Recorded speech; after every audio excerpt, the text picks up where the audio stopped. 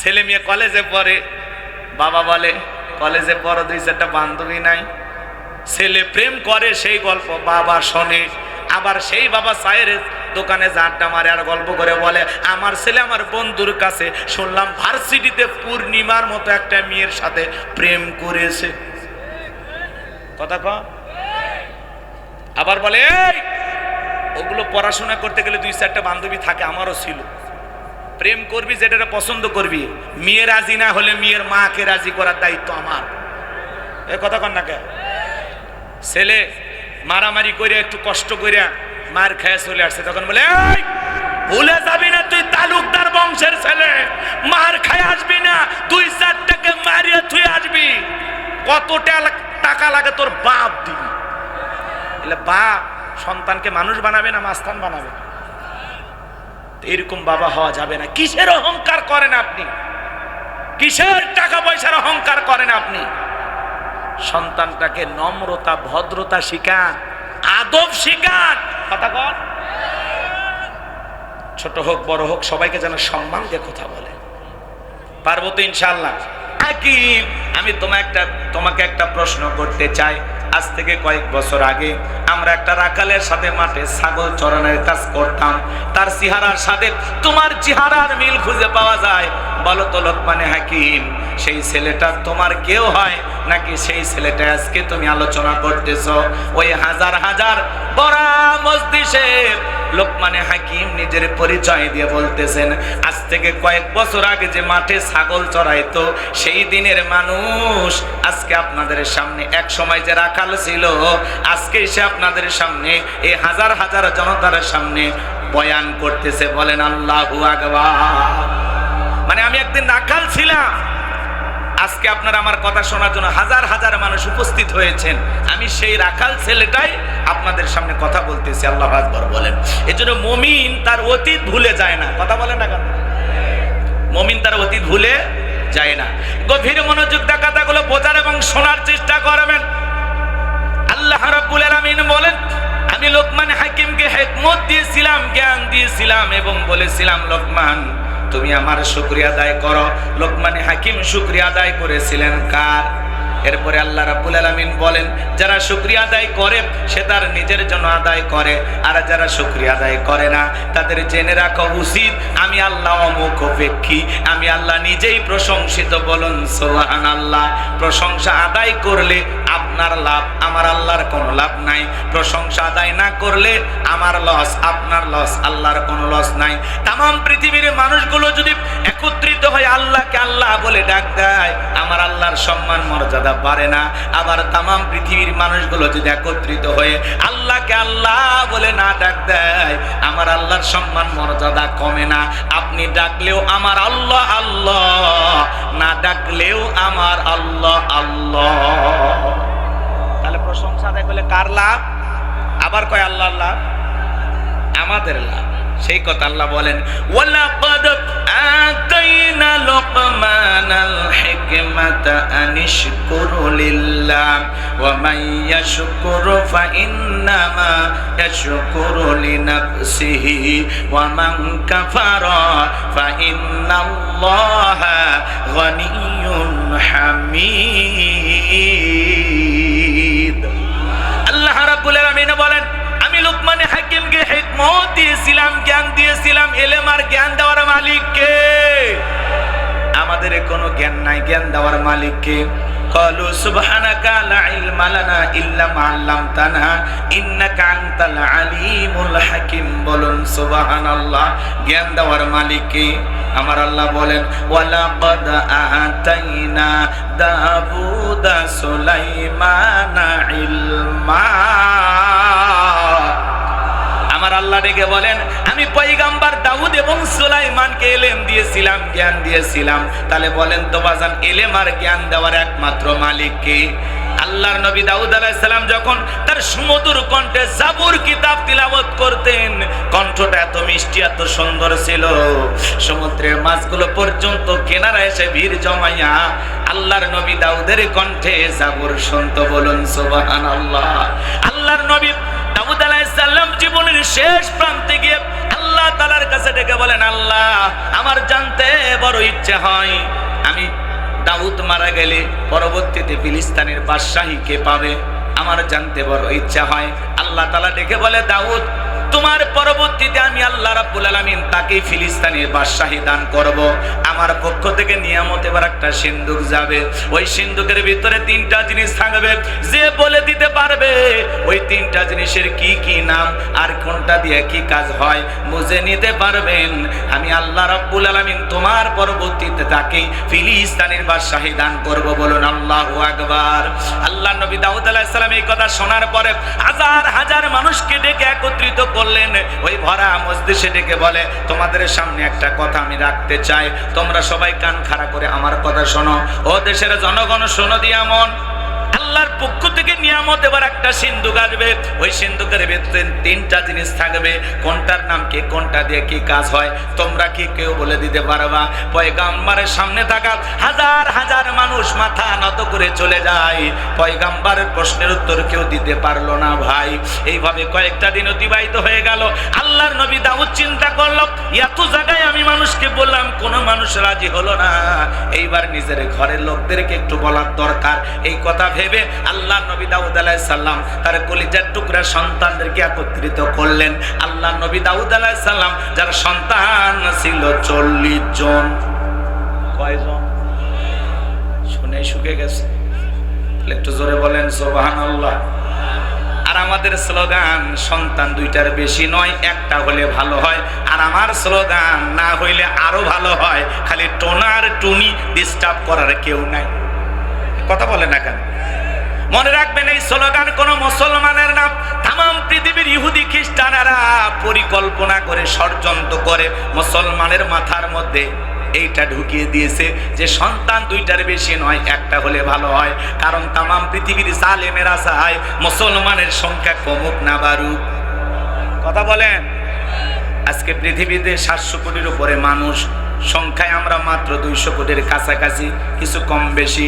ভালো করে বোঝার চেষ্টা করবেন, সংখ্যায় যদি আমরা 350 বা 400 কোটি মুসলমান হতে পারতাম, পৃথিবীর জালেমেরা মুসলমানের রক্ত নিয়ে খেলা করা দূরের কথা, মুসলমানের পশম বাঁকা করার সাহস পৃথিবীর কোনো জালেমের ছিল না। কথা বলেন ঠিক কিনা? আমরা সংখ্যায় কম, এজন্য জালেমেরা হয়েছে আমাদের জম, কেড়ে নিতেছে আমাদের দম। কথা বলেন ঠিক কিনা? আমার ভাইয়েরা, সন্তান বেশি হওয়ার দরকার আছে না নাই? আগেকার মুরব্বীরা, একটা মুরব্বী 8টা 10টা বাচ্চা কাছে নিয়েছিল। এক জায়গায় ওয়াজ করলাম, ছোট্ট একটা বাচ্চা এক মুরব্বী কোলে নিয়ে এসে বলে, হুজুর দোয়া করেন। আমি বললাম, এটা কি আপনার নাতিপুতি? কয় নাতিপুতি মানে এটা 11 নাম্বার।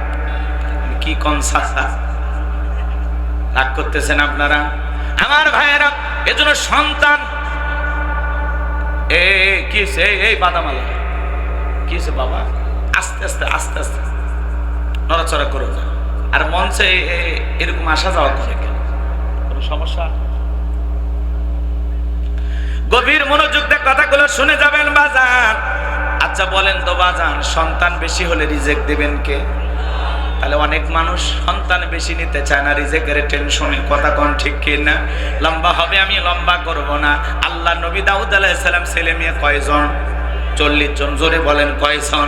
এইবার আল্লাহ নবী দাউদ আলাইহিস সালাম তার কলিজার টুকরা সন্তানদেরকে একত্রিত করলেন, তাদেরকে ডেকে বলে, বাবা তোমাদের কাছে একটা প্রশ্ন করতে চাই। আল্লাহর পক্ষ থেকে নিয়ামত এবার একটা সিন্ধুক আসবে, ওই সিন্ধুকের বিরুদ্ধে 3টা জিনিস থাকবে, কোনটার নাম কি, কোনটা দিয়ে কি কাজ হয়, তোমরা কি কেউ বলে দিতে পারবা? পয়গম্বরের বড় ছেলে বলতে পারে না, মেজ ছেলে বলতে পারে না, সবার ছোট 19 বছরের টকবকে যুবক, নাম তার সুলাইমান, হাত তুলে বলে, লাব্বাইক আব্বাজান, আপনি যদি অনুমতি দেন আমি সুলাইমান বলে দিতে পারবো ওই সিন্ধুকের ভিতরে 3টা জিনিস কি কি আছে, কোনটার নাম কি, কোনটা দিয়ে কি কাজ হয়। আল্লাহর নবী দাউদ আলাইহিস সালাম ডেকে বলে, বাবা এতগুলো মানুষ বলতে পারলো না, তুমি ছোট মানুষ কেমনে বলবা? এইবারে সুলাইমান ডেকে বলে, আব্বা আমার একেবারে ছোট মনে করবেন না, আমার বয়স যখন 14-15 হয়ে গেছে, আমি যখন জঙ্গলের পাশ দিয়ে হেঁটে যাই, ওই জঙ্গলের একটা প্রাণী আর একটা প্রাণীর সাথে, একটা পশু আর একটা পশুর সাথে কি কথা বলে, কোন ভাষায় কথা বলে, আমি সুলাইমান পশু প্রাণীর ভাষাও বুঝতে পারি।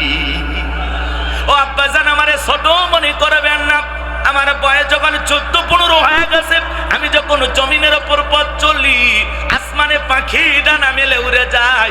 একটা পাখি উঠতে গিয়ে আর একটা পাখির সাথে কি কথা বলে, কোন ভাষায় কথা বলে, আমি জমিনের উপর দাঁড়াইয়া পাখিদের ভাষাও বুঝতে পারি।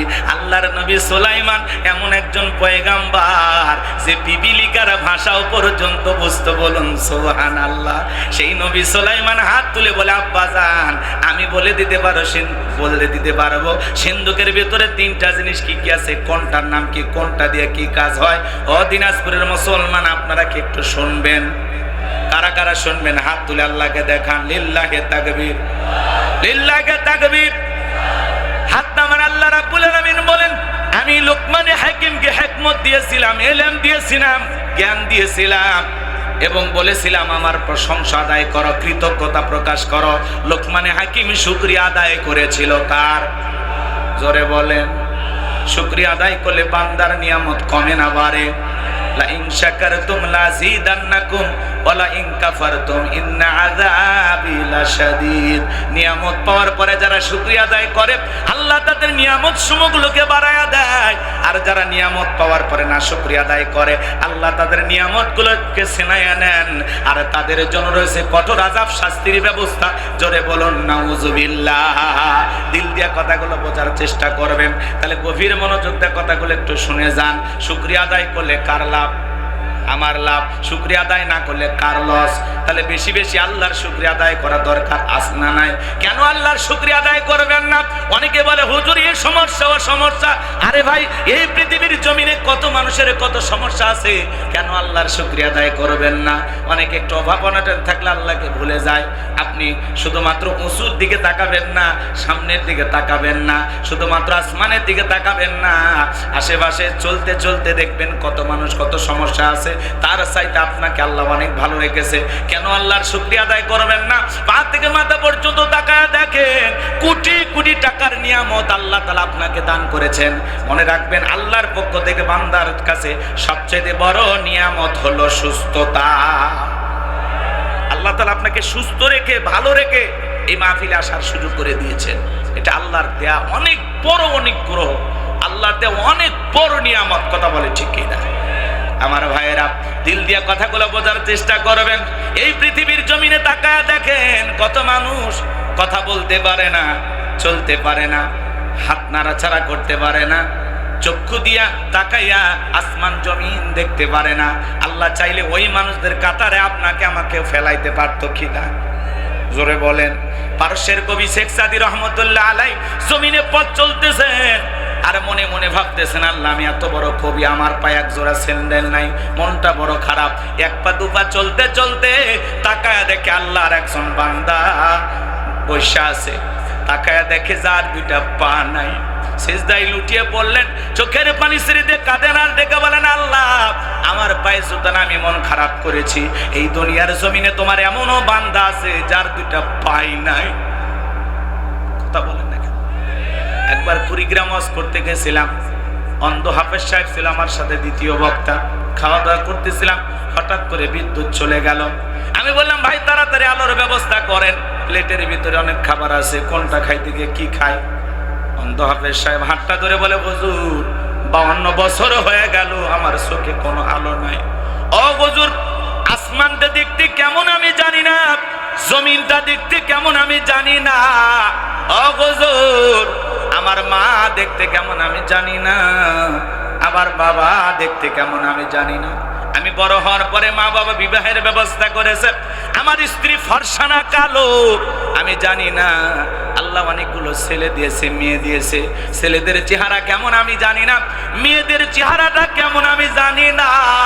ও হুজুর, জন্ম থেকে আজ পর্যন্ত 52 বছর কেটে গেল, আমি অন্ধ মানুষ, পৃথিবীর আলো বাতাস কোনো কিছুই দেখার সৌভাগ্য আমার হয় নাই।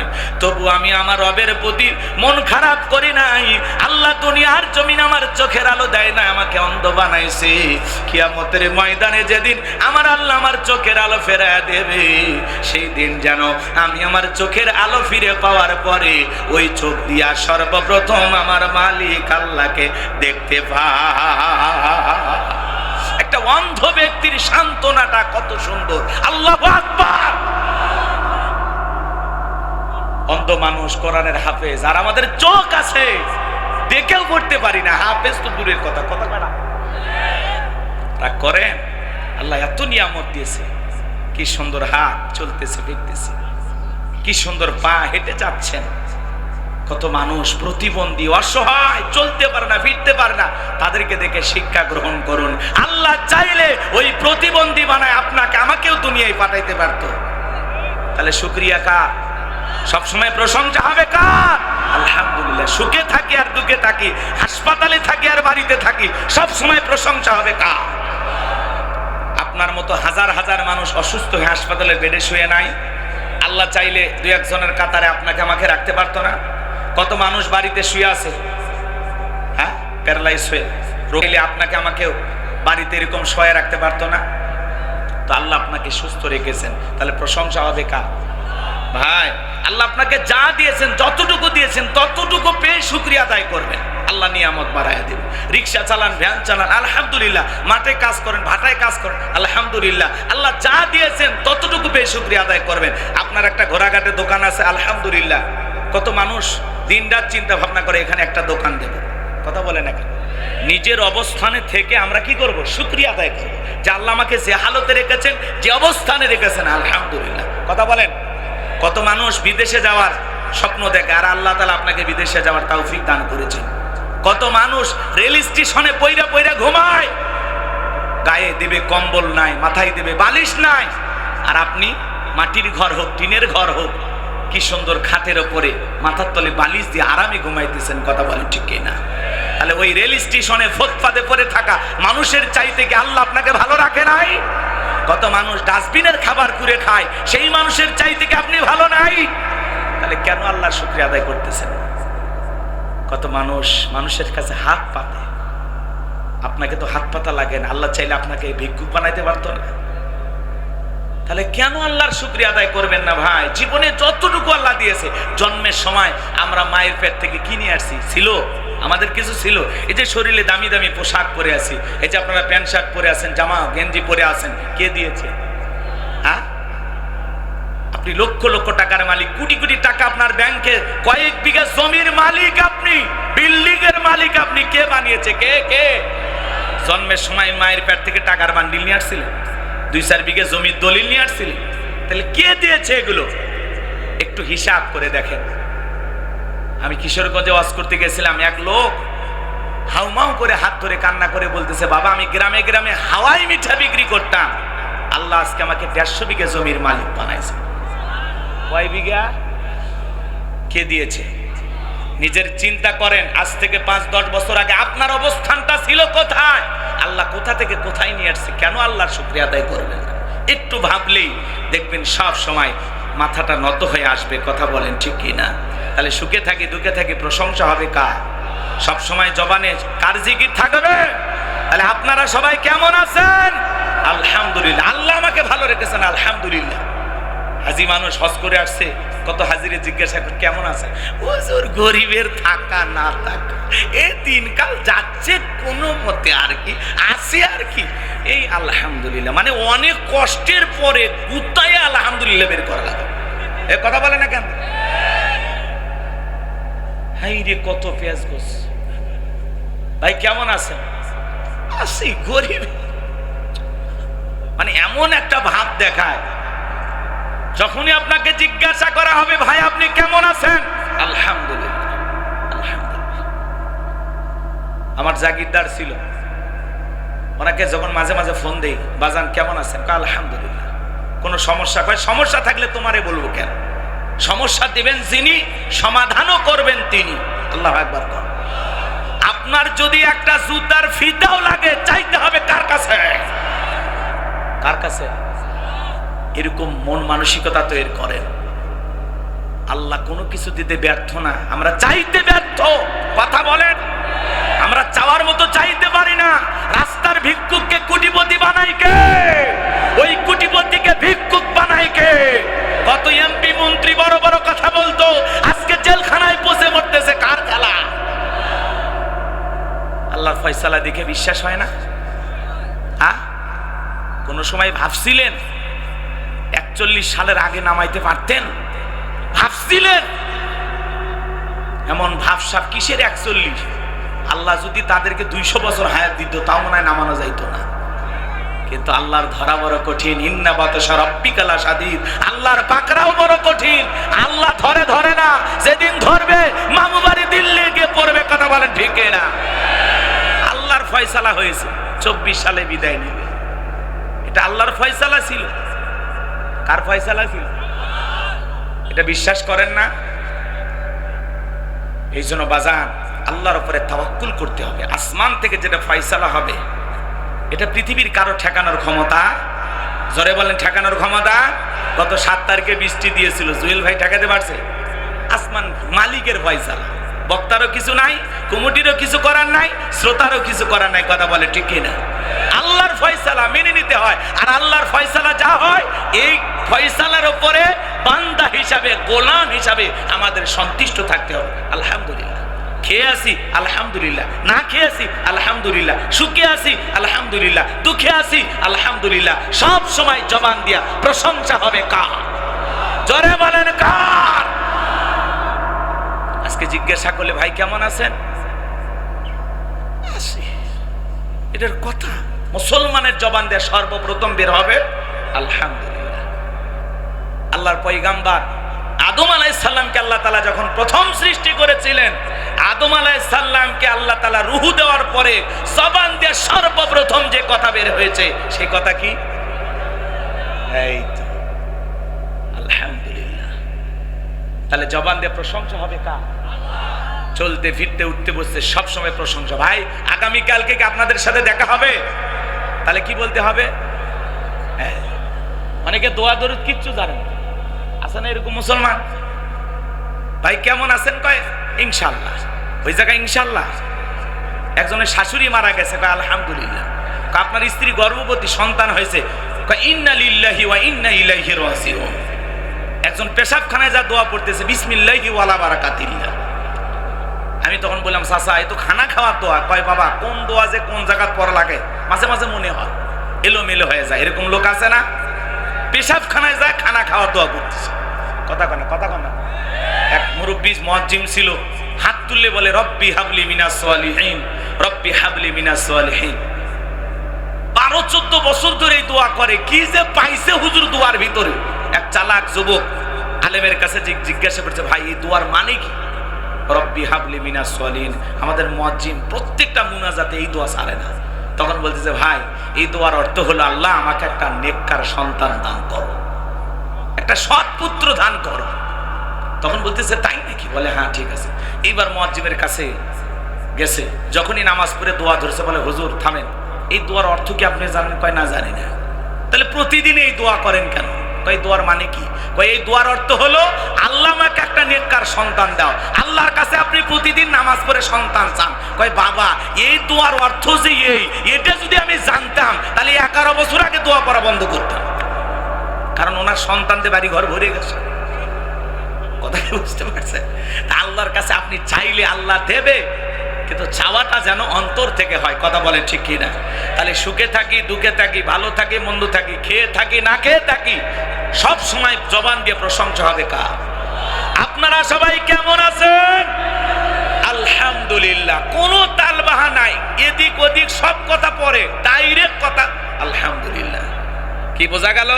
ভাই কাল কি দেখা হতে পারে? ইনশাআল্লাহ। এই ইনশাআল্লাহ অনেকে সহ্য করে না, বোঝেও না। রাগ করতেছেন মনে হয় আপনারা। আমার ভাইরা মন খারাপ করবেন না, কষ্ট মনের মধ্যে নেবেন না বাজান গো আমার। তাহলে লোকমানে হাকিম প্রশংসা আদায় করেছিলেন কার?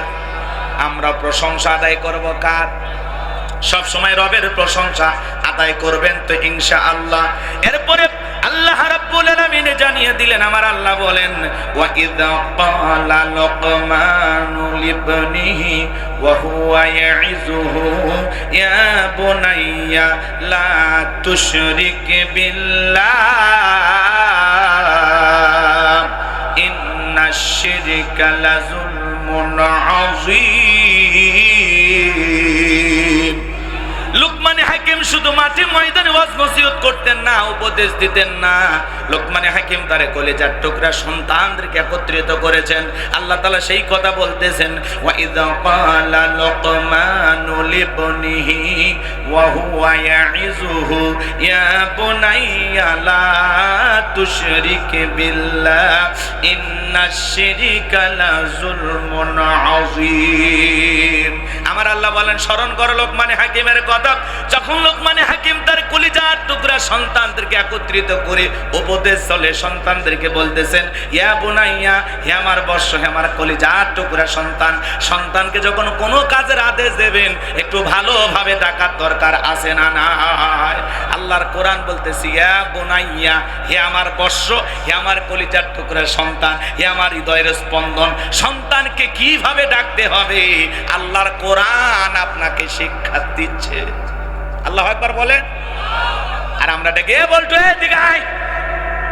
আচ্ছা বলেন তাহলে বলতো এগুলো কি না? আজ পর্যন্ত কোন জায়গায় শুনছেন যে আজকের মাহফিলের প্রধান বক্তা বল্টু সাহেব? শুনছেন যে মাননীয় এমপি মহোদয় বল্টু সাহেব? এই বল্টুরা জীবনে কিছু করতে পারে? এই নাট বল্টু কথা কর না কেন? বাবা হিসাবে আপনার কি দায়িত্ব? আপনি কি জানেন বলেন? হযরত ওমর ফারুক রাদিয়াল্লাহু তাআলা আনহু, অর্ধজাহানের খলিফা, এক বৃদ্ধ মানুষ রক্তাক্ত মাথা নিয়ে তার সামনে হাজির। হযরত ওমর ফারুককে বলতেছেন, ও খলিফাতুল মুসলিমিন, আমিরুল মুমিনিন, আমার ছেলে আমারে পিটাইয়ে মাথা ফাটাইছে, আমার সন্তান আমারে খাওয়া দাওয়া দেয় না, আমার খোঁজ খবর নেয় না। তাই নাকি? বলে হ্যাঁ। ঠিক আছে, যাও সন্তানকে নিয়ে আসো। আজকে দেখলেন না বাংলাদেশে বৃদ্ধ মানুষ সন্তানের বিরুদ্ধে আদালতে মামলা দিয়েছে। কথা বলে যে আমার সন্তান আমাকে দেখভাল করে না। সন্তানের কাছে একটু ভাত পাওয়ার আশায় বাবা বৃদ্ধ বয়সে মামলা করেছে যে আমার সন্তান আমার দেখাশোনা করে না। এই সন্তানগুলো দুর্ভাগা, কপাল পোড়া। কথা বলেন ঠিক না? সম্মানিত ভাইয়েরা আমার, আমিরুল মুমিনিন জিজ্ঞাসা করলেন, এ যুবক, তোমার বাবা তোমার বিরুদ্ধে অভিযোগ দেয়, তুমি নাকি খোঁজ খবর নাও না, খাওয়া দাওয়া দাও না, কারণটা কি? আমিরুল মুমিনিনের সামনে যুবক জবাব দিয়ে বলে, হ্যাঁ যা বলেছে সত্য। এইবার আমিরুল মুমিনিন দেখে বলে, এ যুবক, কেন তুমি তোমার মা বাবার দেখাশোনা করো না? বাবার সাথে এমন আচরণ কেন করলে? এইবার উল্টো প্রশ্ন করে আমিরুল মুমিনিন, সন্তান হিসাবে আমি কি আমার বাবার কাছে কোনো হক পাই না? বলে হ্যাঁ, অবশ্যই তুমি তোমার বাবার কাছে হক পাও। কি হক বলেন? বলে এক নাম্বার হক, তোমার বাবা বিবাহ করবে একটা নেককার স্ত্রী দেখা। কথা কয় না কে? কি স্ত্রী দেখা? নেককার স্ত্রী দেখা। দুই নাম্বার, তোমার যখন জন্ম হয়েছে, জন্ম হওয়ার সাথে সাথে তোমার একটা সুন্দর নাম রাখতে হবে। কি নাম রাখা লাগবে? নাট বল্টু। কি যে নাম রে ভাই, এক একটা নাম শুনলে মাথা নষ্ট হয়ে যায়। সন্তানদের নামের কি সাইজ! জনি, রনি, জয়, কথা কর না আছে না এরকম? না হাসি খুশি, মায়া, চুমকি, ছুইটি। আর সন্তানদের নাম দিলু, পিলু, বিলু, বাবু। এলাকার লোক ধরে খাবো। নামের কি সাইজ! আমাদেরকে যখন বলা হয়, হুজুর সুন্দর নাম রাখেন, আমার সন্তান হয়েছে, কি নাম রাখবো বলেন? আমরা যখন বলি আল্লাহর কাছে দুইটা নাম প্রিয়, একটা আব্দুল্লাহ আর একটা আব্দুর রহমান, তখন বলে আমার দাদার নাম ছিল আব্দুল্লাহ, চাচার নাম আব্দুর রহমান। নামের মধ্যে কেন জানি চাচার দাদা দাদা ভাব। এই বয়স্ক নাম চলবে না, আপডেট কিছু বলেন। সন্তানের নাম খুঁজে পায় না, শুয়ে রে মোটু বাদলু। কথা বলেন ঠিক কিনা? এরকম মা বাবা আছে না নাই? সন্তানদের সুন্দর সুন্দর রাখবেন, নামের যেন একটা সুন্দর অর্থ থাকে। কথা বলেন। সন্তান জন্মগ্রহণ করার সাথে সাথে কি সেলফি তুলে ফেসবুকে ছবি দেবেন, তাহলে সব হবে। কি বলেন? সন্তান আসতে দেরি, সেলফি তুলে ফেসবুকে দিতে দেরি নেই। কথা বলেন। সন্তানের চাচা, ও সেলফি তুলে বলে চাচ্ছু হইলাম। কথা বলেন। মামা সেলফি তুলে ফেসবুকে দিয়ে বলে মামা হইলাম। এমনকি ওই ছেলের খালা ফুফু যদি থাকে, এদের যদি ফেসবুক আইডি থাকে, এরাও পোস্ট করে খালা হইলাম।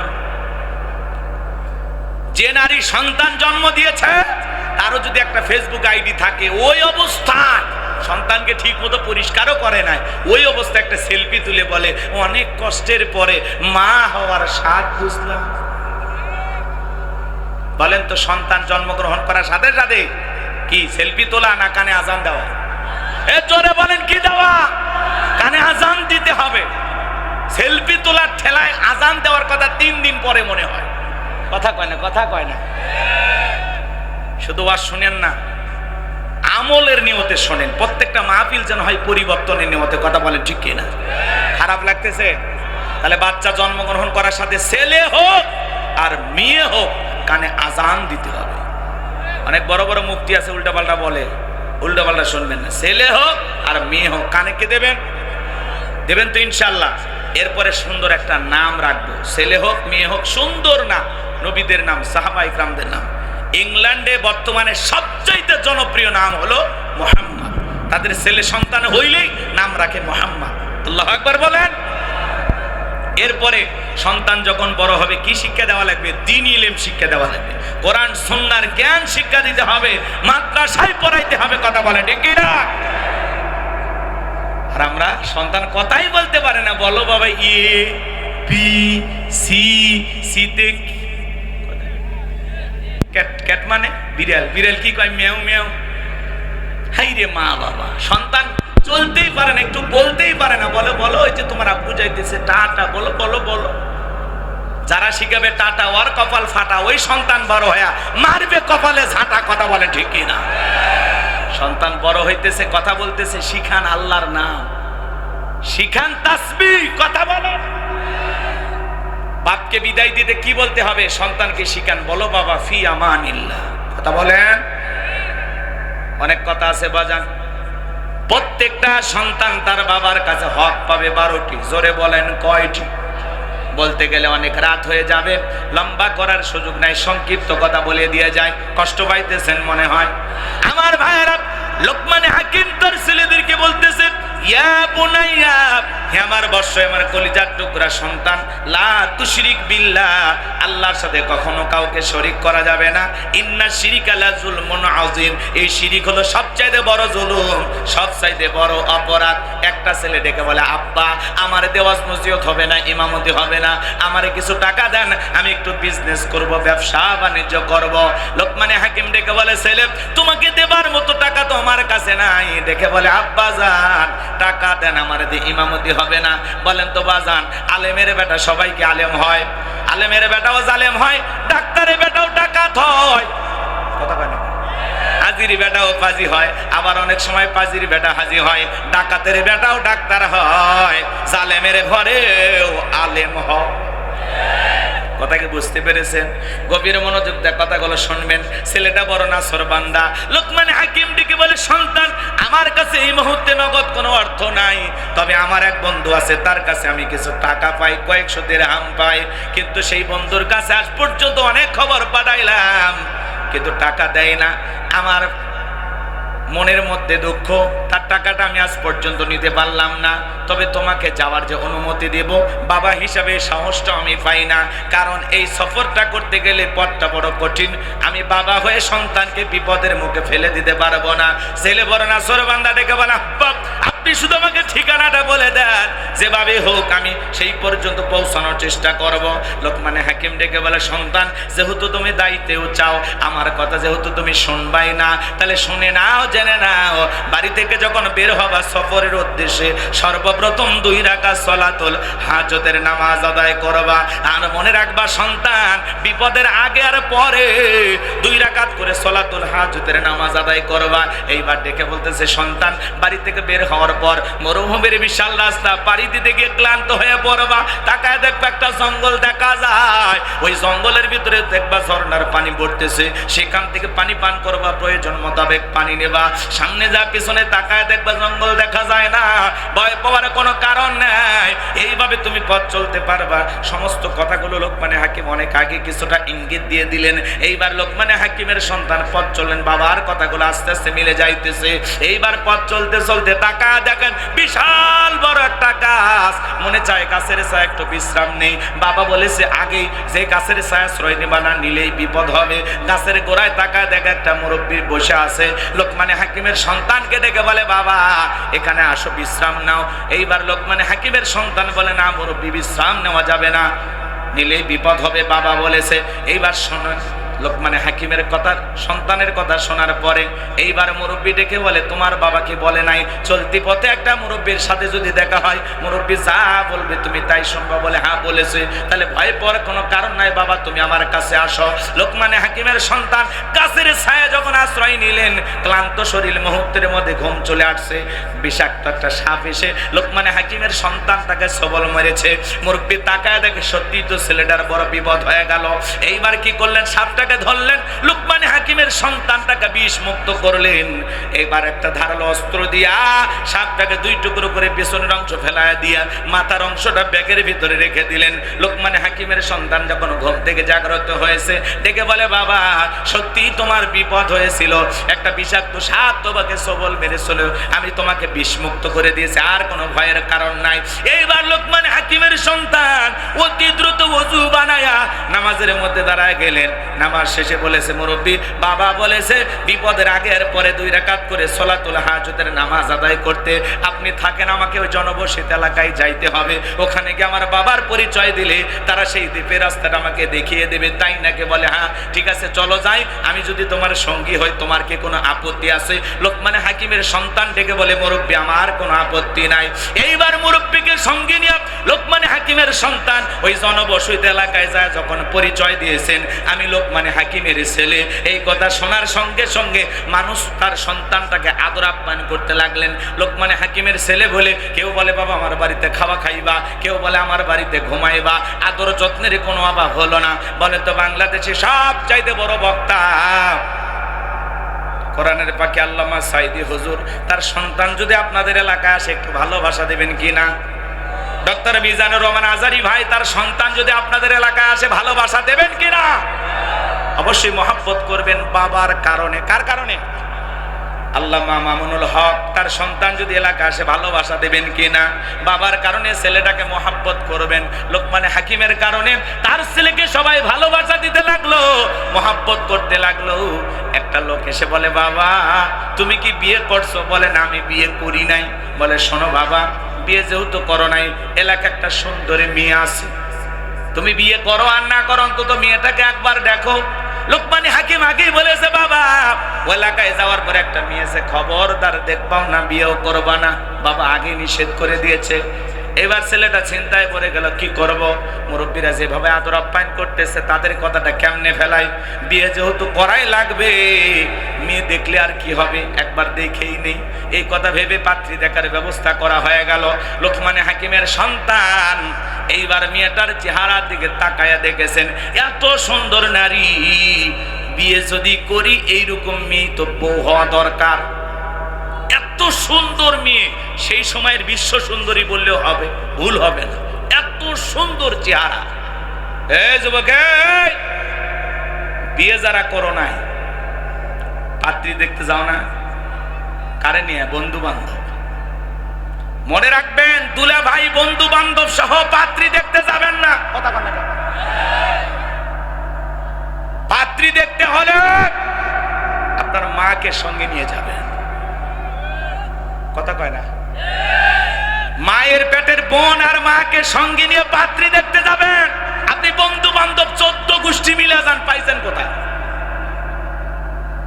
খবরদার ভাবি আর খালা এই দুইজনের সাথে নেবেন না, কারণ ভাবি কিনে যদি পাত্রী দেখতে যান, ভাবি চাইবে তার চাইতে বেশি সুন্দরী কেউ ওই বাড়ির বউ না হোক, তাতে ভাবি বাপটা কমে যাবে। বুঝেন নাই? ভাবির আর আদর কদর থাকবে না। ওই জন্য ভাবি চাইতে তার চাইতে একটু কম সুন্দরী, যাতে একটু ভাবি অহংকার করতে পারে। কথা কয় না? আর খালা মেয়ে যতই সুন্দর হোক বলবে হ্যাঁ এর চাইতে আমার বাড়ি শেপালি ভালো। বুঝেন না? মেয়ে দেখতে যতই সুন্দর হোক, কারণ পাত্রী তো আর একটা রেডি। খালা মনে মনে ভাবতেছে এখানে সেখানে পাত্রী দেখার দরকার কি, আমার ঘরেই তো মেয়ে আছে। এই জন্য খালার ভাবি এই দুইজনা পাত্রী দেখার জন্য সঙ্গে নিয়ে যাওয়া যাবে। মা চাইবে ছেলের একটা মনের মতো সুন্দরী বউ, আর আপনার বোন চাইবে আমার ভাইয়ের চাঁদের মতো একটা ভাবি পাক। কথা কর, এই দুইটা মানুষের মনের মধ্যে কোনো ভেজাল নাই। কি কথা ক্লিয়ার না? ভেজাল আছে। তাহলে পাত্রী দেখতে গেলে কারে নিয়ে যাবে? মা নাকি বন্ধু বান্ধব? দুলা ভাই, হ্যাঁ। আবার কিছু কিছু দুলা ভাই শালা যদি তার নিজের বউরে না দেখায় মন খারাপ করে, আছে না? এদেরকে একটু পরে সাইজ করতেছি। রাগ করতেছেন নাকি আপনারা? আমার ভাইয়েরা, এইবার লোকমানে হাকিমের সন্তান মেয়েটার চেহারার দিকে তাকানোর পরে মনে মনে ভাবতেছে, বিয়ে যদি করি এই মেয়েকে করব। এত সুন্দর মেয়ে জীবনে কোনোদিন দেখে নাই। জোরে কোন মারহাবা। এইবার মুরব্বীরা ডেকে বলে, বাবা পাত্রী কি পছন্দ হয়েছে? বলে মাশাআল্লাহ। পছন্দ না হয়ে যাবে কোথায়? এইবার মুরব্বী ডেকে বলে, বাবা মেয়ে তো দেখতে মাশাআল্লাহ সুন্দরী, সব ঠিক আছে, কিন্তু মেয়ের একটা গোপন সমস্যা আছে। কথা বল। এলাকায় পাত্রী দেখতে গেলে আশেপাশে আপনারা খোঁজ খবর নেন, মেয়েটার অবস্থা কি ভালো না খারাপ? বলে এই মেয়ের কথা বলতেছেন, কয়েকদিন আগে 7 দিন কক্সবাজার এক বন্ধুর সাথে ঘুমায় আসছে।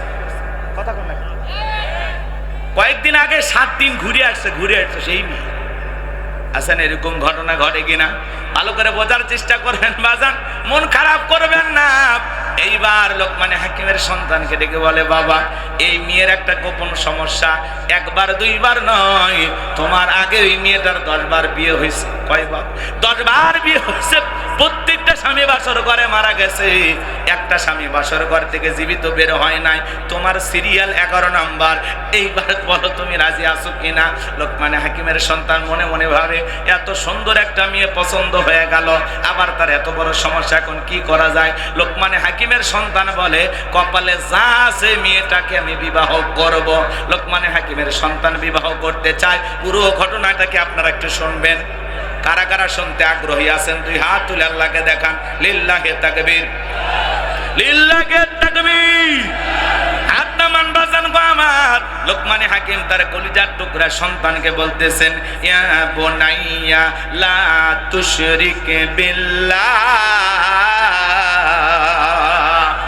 আমার বর্ষে আমার কলিজার টুকরা সন্তান, লা তুশরিক বিল্লাহ, আল্লাহর সাথে কখনো কাউকে শরীক করা যাবে না। আল্লাহর সাথে কাউকে সমকক্ষ স্থির করা যাবে না। আল্লাহুস সামাদ, তিনি কারো মুখাপেক্ষী নন। আসমান আর জমিনে আল্লাহর চাইতে বড় কেউ আছে নাকি? ওয়ালাম ইয়াকুল্লাহু কুফুয়ান আহাদ, আকাশ আর জমিনে আল্লাহর সমকক্ষ, আল্লাহর সমতুল্য আর কেউ নাই। বলুন আল্লাহু আকবার। এজন্য সন্তানকে বলতেছে, বাবা কখনো আল্লাহর সাথে কাউকে শিরিক করা যাবে না, শরীক করা যাবে না, অংশীদার স্থাপন করা যাবে না। ইন্না শিরিকা লা যুলমুন আযীম, এই শিরিক হলো সবচাইতে বড় জুলুম, সবচাইতে বড় অপরাধ। এদিকে খেয়াল করেন, বড় শিরিকগুলোকে শিরিকে আকবার বলা হয়, ছোট শিরিকগুলোকে শিরিকে আসগর বলা হয়। শিরিক মোট 42 প্রকার, এগুলোকে ভাঙলে হয় 72 প্রকার, সর্বমোট হলো 120 প্রকার। কত? এই সমাজে শিরিক কম না বেশি? অসংখ্য শিরিক আছে বাজান গো আমার। দিনাজপুরের মুসলমানেরা সমাজে প্রচলিত অনেক শিরিক আছে বাজান, মনের অজান্তে আমরা শিরিক করে ফেলতেছি, আমরা নিজেরাও জানি না। শত শত শিরিকের সাথে আমরা জড়িত। বলেন তো বাজান, এই মাথা নত করা রাখবে কোন জায়গায়? আর একটু জোরে বলেন। মসজিদে নাকি মাজারে? আর একটু জোরে বলেন। অনেক মানুষ আছে বাজান মাজারে গিয়ে সিজদা দেয়। মনে রাখবেন, আল্লাহ ছাড়া পৃথিবীর কারো কাছে মাথা নত করা যাবে না। এই মাথা নত হবে কার কাছে? আল্লাহর কাছে। কোন নেতার কাছেও নয়, কোন পীরের কাছে নয়, কোন মাজারে নয়, কোন দরগায় নয়, দুর্গায় নয়। কথা বলে ঠিক না? এই মাথা আল্লাহ ছাড়া কারো কাছে নত করা যাবে না। ইয়্যাকা না'বুদু ওয়া ইয়্যাকা নাস্তাঈন, আমরা তোমার গোলামি করি, তোমার ইবাদত করি, তোমার কাছে সাহায্য চাই। তাহলে মাজারে পীর সাহেবের কাছে কোনো কিছু চাওয়া যাবে? চাইতে হবে কার কাছে? কপাল পোড়া মাজারে গিয়ে সিজদা দেয়, আছে না? মাথা নত করে খবরদার কোন মাজারে গিয়ে সেজদা দেবেন না। সেজদা দেওয়া কি? মাজারে সেজদা দেওয়া কি? শিরিক। মাজারে সেজদা দেওয়া কি? শিরিক। পীরের পায়ে সেজদা দেওয়া কি? শিরিক। নেতার পায়ে সেজদা দেওয়া কি? শিরিক। এই মাথা আল্লাহ ছাড়া দুনিয়ার কারো কাছে নত করা যাবে না। ভালো করে বোঝার চেষ্টা করবেন। মাজারে সিজদা দিয়া বলে একটা বেটা দে রে বাবা, একটা বেটা দে। তুই না বেটা দিলে আব্বা বেটা দেবে কি? আছে না নাই? ছেলে মেয়ে দেওয়ার একমাত্র মালিক কে? চাইতে হলে কার কাছে চাইবে? 52টা দরবারে 56টা ছাগল মান্নত করে, আছে না? মনে রাখবেন, মাজারে পীর সাহেব এখানে ওখানে ছাগল দিয়ে কোনো লাভ নাই। ওই ছাগলটা এতিমখানা মাদ্রাসায় দেন, বাচ্চারা জবাই করে খাবে, আল্লাহর কোরআন তেলাওয়াত করবে, আরশের মালিক আল্লাহ খুশি হয়ে যাবে। আর মুসলমান মাজারে ট্রাক ভর্তি করে গরু নিয়ে যাইতেছে, কথা বলেন, এরকম আছে না নাই?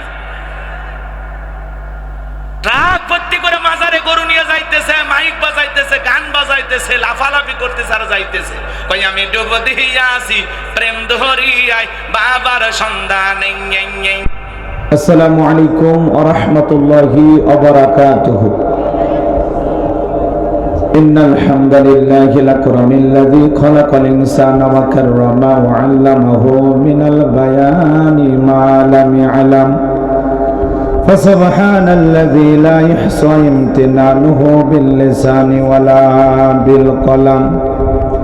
نشهد أن لا إله إلا الله وحده لا شريك له ونشهد أن سيدنا وسندنا وحبيبنا ومولانا محمدا عبده ورسوله الذي أرسله بالحق بشيرا ونذيرا وداعيا إلى الله بإذنه وسراجا منيرا. فقد قال الله تعالى في كلامه المجيد وفي فرقانه الحميد. সকল জবান সেরে মোহাব্বতে আওয়াজ দে পড়ুন আউযু বিল্লাহি মিনাশ শাইতানির রাজীম।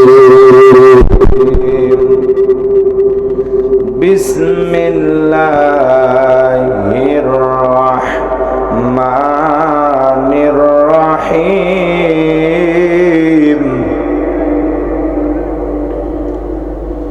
ইয়া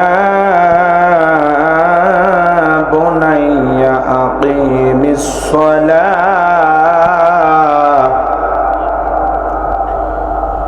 ইয়া বুনাইয়া আকিমিস সালাতা ওয়া আমুর বিল মা'রুফ بالمعروف وانهى عن المنكر واصبر على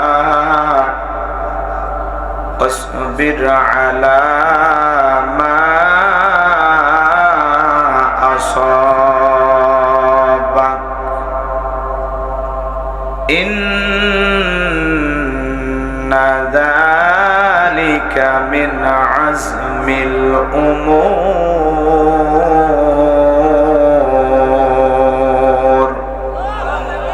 صدقت يا رب العالمين.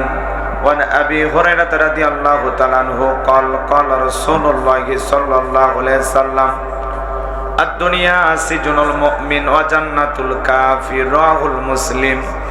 وقال تعالى في شان حبيبي إن الله وملائكته يصلون على النبي يا أيها الذين آمنوا صلوا عليه وسلموا تسليما. সকলে দরুদ ইব্রাহিম পড়ুন।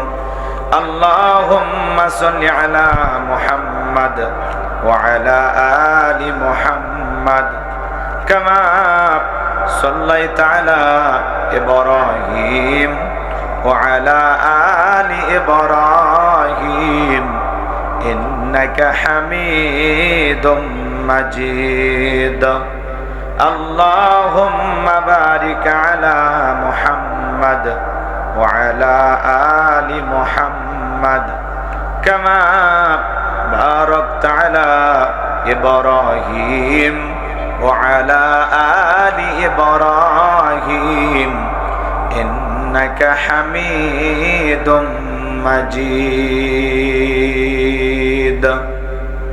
মুসলিম মোরা ঘুমিয়ে পড়েছি, বিবেকে জ্বলছে তালা, রক্তমদের হয়েছে শিথিল, পাপে অন্তর কালা। আসছে পথে আধার নেমে, তাই বলে কি রইবি থেমে, বারে বারে জ্বলবে বাতি, হয়তো বাতি জ্বলবে না, তাই বলে তো ভীরুর মতো বসে থাকলে চলবে না। মুসলিম আমি, সংগ্রামী আমি চির রণবীর, আল্লাহকে ছাড়া কাউকে মানি না, নারায়ে তাকবীর। মুসলিম জাগে কারবালাতে, কঠিন শপথ পরে, সেই মুসলিম চির উত্তম, তাই তো একত্রে শপথ নিলাম, আল্লাহ রাজ করব এবার চির শান্তি সুখের নীর। আল্লাহকে ছাড়া কাউকে মানি না, নারায়ে তাকবীর। কইরে খালেদ কইরে ওমর, এসেছে নতুন বদর, কইরে খালেদ কইরে ওমর, এসেছে নতুন বদর। কোথারে দেখবে জয়ী তরুণ মুজাহিদ, আবারও কি গাইতে হবে ঘুম ভাঙানো গীত, আবারও কি গাইতে হবে ঘুম ভাঙানো গীত। লা ইলাহা ইল্লাল্লাহ, জোরে লা, জোরে লা ইলাহা ইল্লাল্লাহ, জোরে লা ইলাহা ইল্লাল্লাহ, জোরে লা ইলাহা, জোরে লা ইলাহা। যার দিলে আছে আমার আল্লাহর ভয়, যার মনে আছে আমার আল্লাহর ভয়, আল্লাহ আল্লাহ সব সময়। আহার নিদেরা ভালো লাগে না এই দুনিয়া, ভালো লাগে না, ভালো লাগে শুধু ইল্লাল্লাহ, লা ইলাহা ইল্লাল্লাহ, জোরে লা, জোরে লা ইলাহা। ফেরাউন বলে আসিয়া রে, মূসার কালেমা সারিয়া দে। ফেরাউন বলে আসিয়া রে, মূসার কালেমা সারিয়া দে। আসিয়া বলে জীবন দেব, আসিয়া বলে শহীদ হব, তবুও কালেমা সারিব না। লা ইলাহা ইল্লাল্লাহ, জোরে লা ইলাহা, জোরে লা ইলাহা, লা ইলাহা ইল্লাল্লাহু মুহাম্মাদুর রাসূলুল্লাহ। জবান ছেড়ে এক বাক্যে পড়ছি সাল্লাল্লাহু আলাইহি ওয়াসাল্লাম।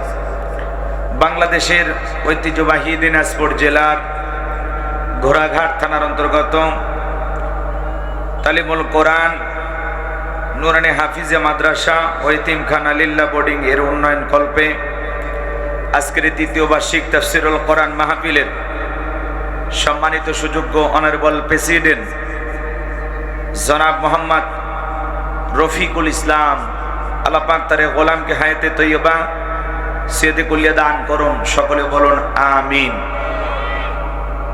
আজকের প্রোগ্রামের সহ সভাপতি জনাব আলহাজ মোহাম্মদ নুরুল ইসলাম, আল্লাহ পাক তার গোলামকে হায়াতে তৈয়বা সিয়াদে কুলিয়া দান করুন, চিল্লা বলুন আমিন।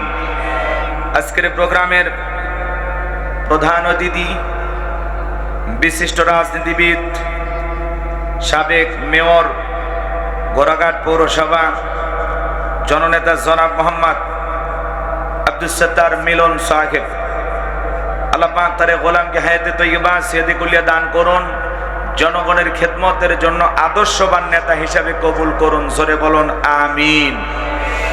আজকের প্রোগ্রামের বিশেষ অতিথিবৃন্দ, অনেকেরই নাম রয়েছে, সকলের নাম বলা সম্ভব নয়, সকলের জন্য দোয়া করে পড়ছি। ওয়ারাফা'না লাকা যিকরাক, আল্লাহ পাক সকলের সম্মানকে বৃদ্ধি করুন, সিল্লা বলুন আমিন।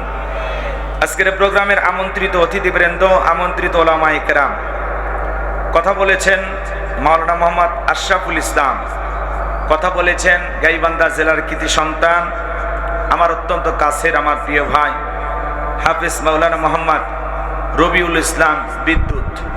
আল্লাহ পাক তার গোলামকে কোরআনের খেদমতের জন্য কবুল করুন, সকলে বলুন আমিন। তার কণ্ঠকে আল্লাহ সারা বিশ্বের জন্য কবুল করুন, চিল্লা বলুন আমিন। কোরআনুল কারীম তেলাওয়াত করে আপনাদেরকে ধন্য করেছেন আমার স্নেহের ভাগিনা হাফেজ মাওলানা শেখ আবু ইউসুফ। দোয়া করবেন আল্লাহ পাক যেন তাকে দ্বীনের জন্য একজন কোরআনের খাদিম হিসেবে কবুল করেন, সকলে বলুন আমিন। এখানেও আলোচনা করেছেন, আশেপাশে অনেক মাহফিলে কথা বলেছেন, পাশের দেশ ভারতে অনেক মাহফিলে তিনি আলোচনা রেখেছেন। এখন মিশর আল আজহারে পড়াশোনা করার নিয়ত করেছেন, ছাত্র হিসাবে ভর্তি হয়েছেন। আল্লাহর কাছে দোয়া করবেন আল্লাহ পাক যেন তাকে একজন দ্বীনের দায়ী, একজন ভালো আলেম, একজন ভালো মানুষ হওয়ার তৌফিক দান করেন, সকলে বলুন আমিন। মঞ্চ উপস্থিত সম্মানিত ওলামায়ে কেরাম, সামনে বসা পিতৃ সমতুল্য মুরব্বী বাবাজিরা, কলিজার টুকরা প্রাণপ্রিয় যুবক ভাইয়েরা, ছোট্ট ছোট সোনামানিকেরা, পর্দার আড়ালের সম্মানিত অবলা সরলা আবেদা সালেহা মা বোনেরা, প্রশাসনের সম্মানিত পুলিশের ভাইয়েরা, ডিবির ভাইয়েরা, জাতির বিবেক প্রিয় সাংবাদিক বন্ধুগণ, বিভিন্ন রাজনৈতিক দলের সম্মানিত নেতা কর্মী ভাইয়েরা, সবাইকে নিয়ে আরেকটি বার সালাম বিনিময় করছি। আশা করছি সকলেই সালামের জবাব জোরে সুরে দেবেন।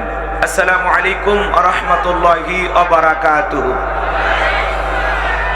আমরা শুকরিয়া আদায় করতেছি সে মহান রবের দরবারে, যে আল্লাহ পাক সুবহানাহু ওয়া তাআলা অত্যন্ত দয়া করে, করুণা করে, মায়া করে, মহব্বত করে, ভালোবেসে, পছন্দ করে, অত্র এলাকা থেকে গণে গণে গণান্বিত করে, যাচাই বাছাই করে, শুধুমাত্র কেবলমাত্র কোরআনুল কারীমের মহব্বতে আজকের মাহফিলে আসার বসার সুযোগ দান করেছেন। সে মহান রবের দরবারে সিজদাবনত চিত্তে কালিমাতে শুকর আদায় করে পড়ছি আলহামদুলিল্লাহ। হয় নাই কৃপণতা অলসতা দূর করে মুসলমান হিসাবে সিংহের মতো বাঘের মতো গর্জন করে আল্লাহর দেয়া জবান দ্বারা দুইটা ঠোঁট নাড়ায়া একটু জোরে সোরে বলুন আলহামদুলিল্লাহ। করুন রব্বানা লাকাল হামদ হামদান কাসীরান তাইয়্যিবান মুবারাকান ফি। লক্ষ কোটি দরুদ সালাম মানবতার শ্রেষ্ঠ বন্ধু বিশ্বনবী, বিশ্বনেতা, যে নবী আইয়ামে জাহিলিয়াতের যুগে আগমন করে অসভ্য মানুষগুলোকে সভ্য বানিয়েছেন, অভদ্র মানুষগুলোকে ভদ্র বানিয়েছেন, কোরআন নামের সংবিধান দিয়া, কোরআনের রাজ কায়েম কইরা সোনালী যুগ উপহার দিয়া মদিনার পাক ভূমিতে শায়িত আছেন।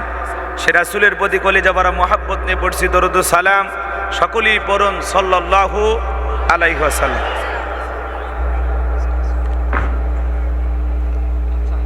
সম্মানিত ভাইরা, আজকের এই প্রোগ্রামে আসতে পেরে, বসতে পেরে আপনারা খুশি না বেজার? কারা কারা বেজার দুই হাত তুলে দেখান। আলহামদুলিল্লাহ। দিনাজপুরের মানুষ অনেক চালাক, শ্রোতারা যদি চালাক হয় ওয়াজ করে শান্তি পাওয়া যায়, কইতে কলিকাতা বুঝে নেয়।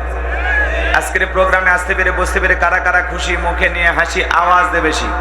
আল্লাহ নামের এমন একটি স্লোগান দেবেন, এলাকায় যদি কোনো ইসলাম বিরোধী উই পোকা, সার পোকা, তেলা পোকা থাকে, ওদের কলিজায় যেন কম্পন সৃষ্টি হয়, এমন আওয়াজ তুলতে রাজি আছেন যারা?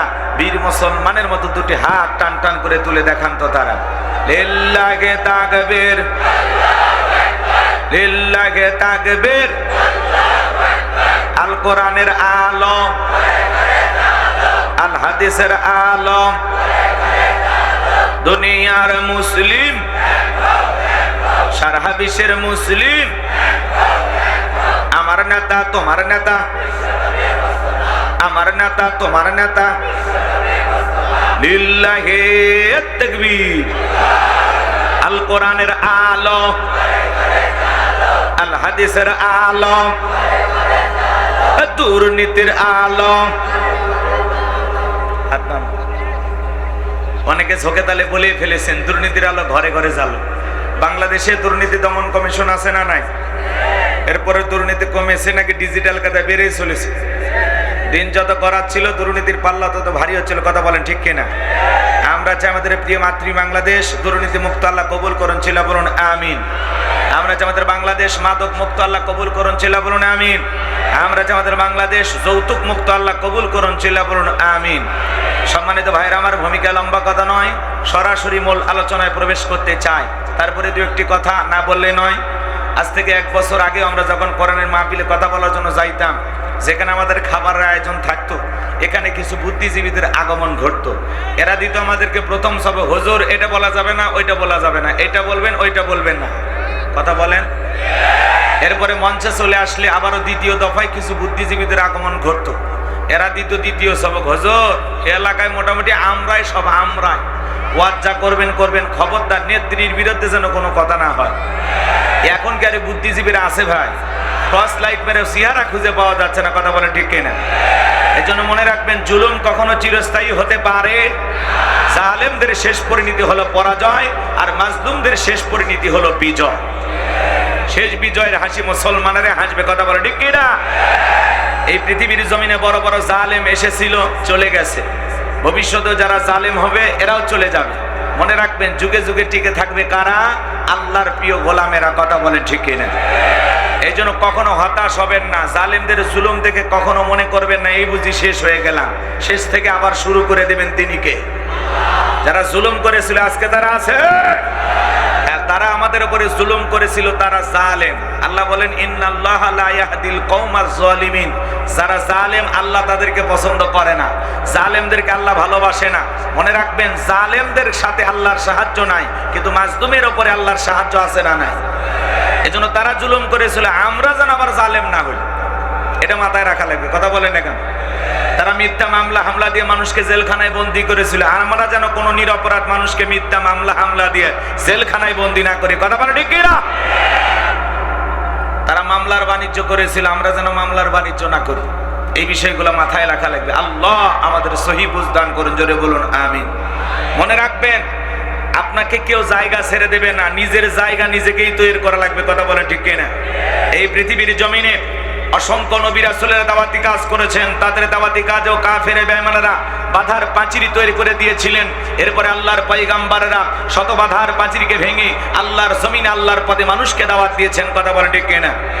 আপনার আমার প্রিয় নবী কালেমার দাওয়াত দিতে গিয়ে মার খেয়েছেন, দান্দার মোবারক শহীদ হয়ে গেছেন, শরীর থেকে রক্ত জড়িয়েছেন। সাহাবা ইকরাম দ্বীনকে প্রতিষ্ঠিত করতে গিয়ে মার খেয়েছেন, রক্ত জড়িয়েছেন, জীবন দিয়েছেন। ও বাংলার মুসলমান, 1952 সালে এদেশের মানুষ যদি ভাষার জন্য জীবন দিতে পারেন, 1971 সালে এদেশের স্বাধীনতার জন্য আপনার আমার পূর্বপুরুষেরা যদি জীবন দিতে পারেন, 2024 সালে স্বৈরাচার জালেমকে বিদায় করে দেওয়ার জন্য এদেশের 2000-এর বেশি মানুষ যদি জীবন দিতে পারেন, প্রয়োজন যদি হয় আল্লাহর এই জমিন আল্লাহর দ্বীনকে প্রতিষ্ঠিত করার জন্য, কোরআনের সমাজ ব্যবস্থা কায়েম করার জন্য, যদি কখনো আকাশে মাথায় কাফনের কাফন বেঁধে সন্তানদের কাছ থেকে বিদায় নে, বিবির কাছ থেকে বিদায় নে, আল্লাহর এই জমিন আল্লাহর দ্বীনকে প্রতিষ্ঠিত করার জন্য নবীদের মতো সাহাবায়ে কিরামদের মতো কারা কারা বুকের তাজা রক্ত দিতে রাজি? তুই হাত তুলে আল্লাহকে দেখা।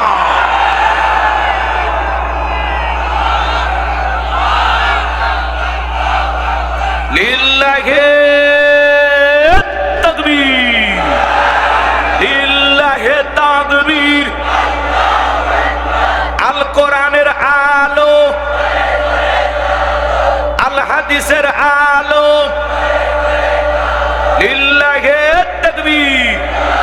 হাত টান টান করে তোলেন, হাত নামাবেন না। মাঝে মাঝে হাত বেঁকা দেখা যায়। 2 হাত সোজা করার শক্তি নেই। আপনি পুরুষ মানুষ, দুধ ডিম ভিটামিন ক্যালসিয়াম মাঝে মাঝে কিনে খাবেন, একবারে দুর্বল হলে চলতে পারবেন না। সোজা করেন, সোজা করেন, কেউ হাত নামাবেন না। আমার আল্লাহ রাব্বুল আলামিন বলেন, ইন্নাল্লাহা আশতারা মিনাল মুমিনিনা আনফুসাহুম ওয়া আমওয়ালাহুম বিআন্না লাহুমুল জান্নাহ।